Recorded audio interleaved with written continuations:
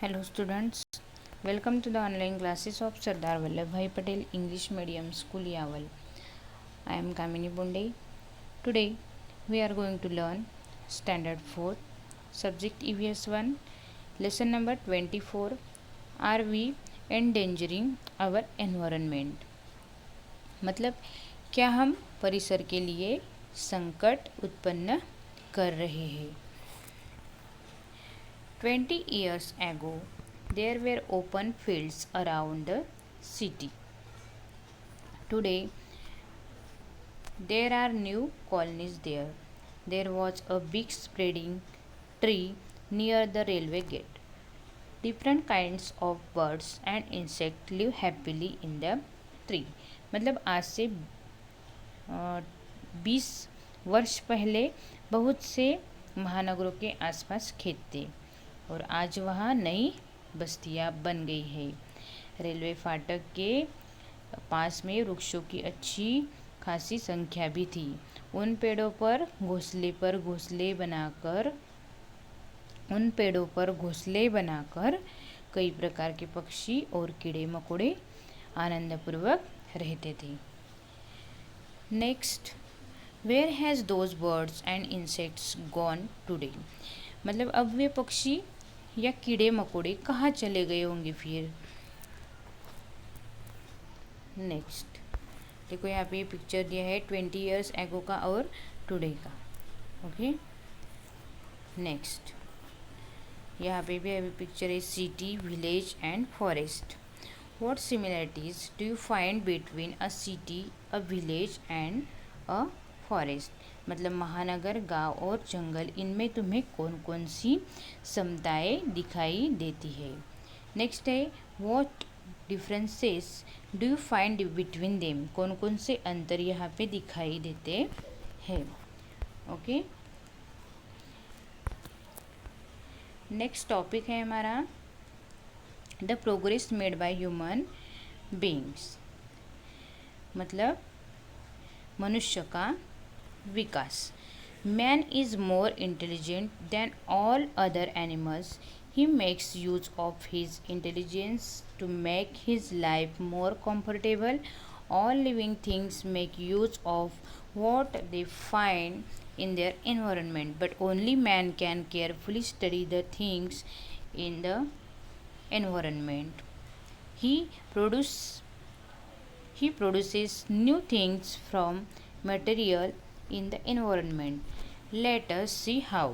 मतलब देखो, सभी प्राणियों में मनुष्य सबसे अधिक बुद्धिमान प्राणी है और अपनी बुद्धिमत्ता का उपयोग करके वह अपना जीवन सुखमय बनाता है।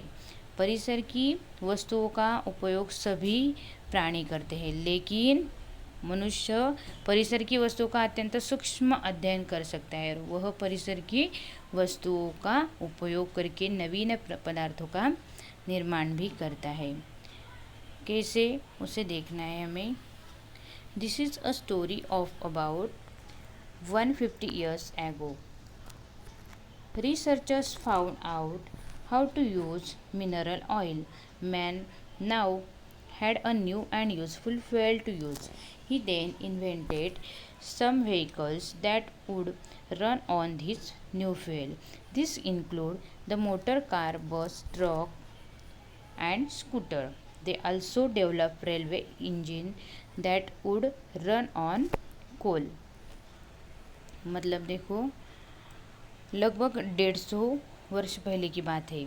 अनुसंधानकर्ताओं ने यह शोध की कि खनिज तेल का उपयोग कैसे किया जाना चाहिए और मनुष्य के हाथ में एक नया उपयोगी ईंधन आ गया और इसके बाद मनुष्य ने ऐसे वाहनों का निर्माण किया जो उसी ईंधन का उपयोग करके चलते हो और उसमें मोटर कार, बस, ट्रक, स्कूटर जैसे वाहनों का समावेश हो गया।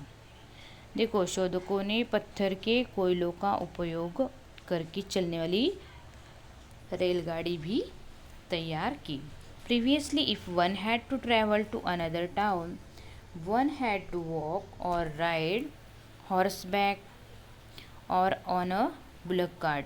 Various animals were used to carry burdens or to draw the cards. Now we go by bus or railway trains. That helps to save both time and labor. मतलब बहुत पहले यदि गांव में जाना हो तो लोग पैदल जाते थे या घोड़े बैलगाड़ी का उपयोग करते थे, और अपना बोझ सामान ढोने के लिए विभिन्न जानवरों या जानवरों द्वारा खींची जाने वाली गाड़ियों का उपयोग करते थे। और अब हम गांव में बस या रेलगाड़ी से जाते हैं। माल की ढुलाई ट्रक, जलयान या मालगाड़ी से करते हैं, और इससे क्या हुआ, परिश्रम और समय दोनों की बचत हो गई। Next, we take up various schemes to make our life easier and uh, prosperous. Okay, we build dams to satisfy our need for water. We build road and railways for transportation. Factories are set up to manufacture all the things we need. We build houses so that everyone can have a shelter of their own. मतलब देखो, अपने जीवन को सुखमय और समृद्ध बनाने की इच्छा से हमने विभिन्न योजनाएं की प्रारंभ की है, और पानी की आवश्यकता की पूर्ति के लिए बांध हम बनाते हैं, और परिवहन के लिए सड़कें तथा रेल मार्गों का निर्माण करते हैं, और आवश्यक वस्तुएं तैयार करने के लिए उसका कारखाना हमें खड़ा करते हैं हम, और प्रत्येक के लिए निवास के रूप में हम क्या बनाते हैं, मकान बनाते हैं। नेक्स्ट है, the things we need to do all this have to be obtained from the environment. We get them from places like forest, farms and mines. Water is used the factories, and then the wastewater is let into rivers. All this has an effect on the environment.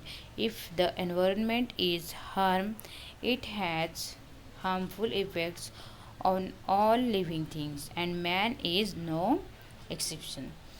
मतलब इसके लिए देखो, जिन वस्तुओं की आवश्यकता होती है उन्हें हम परिसर से ही प्राप्त करने की आशा करते हैं, है ना। हम हमारे लिए मकान बनाते हैं तो इसके लिए जो भी हमें वस्तुएं लगती है वो हम निसर्ग से ही, मतलब अपने परिसर से ही प्राप्त करते हैं, और ये चीज़ें हमें जंगलों, खानों जैसे स्थानों पर मिलती है। और कारखानों से निकलने वाले गंदे पानी को हम नदियों में छोड़ देते हैं, और इन सब क्रियाओं का परिसर पर बुरा प्रभाव पड़ता है, और परिसर पर होने वाले कुप्रभाव के कारण वहाँ की सजीव सृष्टि भी प्रभावित होती है, और भला मनुष्य इससे कैसे बच सकता है। आया आपको यहाँ तक समझ में? ठीक है। Thank you dear students.